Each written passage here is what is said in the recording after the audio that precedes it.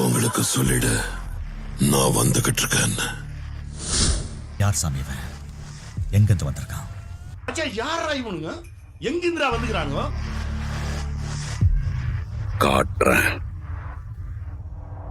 இந்த வாட்டி மிஸ் ஆகாதுல்ல? மிஸ்ஸே ஆகாது. செஞ்சிடலாம்.